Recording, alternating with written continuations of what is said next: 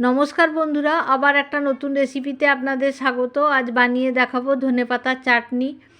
বেশ কিছুটা ধনেপাতা ছিল, প্রায় 2 আঁটি মতো। খুব ভালোভাবে পরিষ্কার করে নিয়ে ধুয়ে নিয়েছি। তারপর কাঁটা দিয়ে টুকরো টুকরো করে কেটে নিয়ে একটা মিক্সির মধ্যে দিয়ে 4টে কাঁচা লঙ্কা, 4 থেকে 6টা দিলেই চলবে, আর 5 কোয়া রসুন, 1 গাঁট আদা টুকরো টুকরো করে কেটে নিয়ে এর মধ্যে অ্যাড করে দিয়েছি, আর সামান্য পরিমাণ তেঁতুল।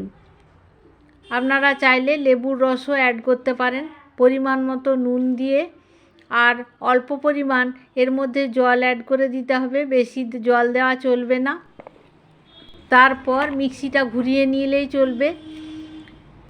আর এটা লুচি পরোটা গরম দারুণ খেতে লাগে। এটা একবার বানিয়ে দেখুন বাড়িতে। আমার প্রায় চাটনিটা তৈরি হয়ে গেছে, এবার পেস্ট করা হয়ে গেছে। এবার একটা প্লেটের মধ্যে ঢেলে নেব।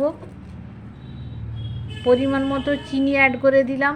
আপনারা যেমন মিষ্টি খাবেন তেমন চিনি দিয়ে দেবেন। আর সরষের তেল 2 চামচের মতো এর মধ্যে অ্যাড করে দেব। আর একটা কাঁচা লঙ্কা ঘষে গরম ভাতে দারুণ লাগে। এই ধনেপাতা চাটনিটা দিয়ে যে কোনো ডালের পকোড়া হোক বা চিকেন পকোড়া হোক দিয়ে খেতে খুব সুন্দর লাগে। কাঁচা লঙ্কাটা দলে নিয়ে এবার চাটনিটা সার্ভ করে দিন।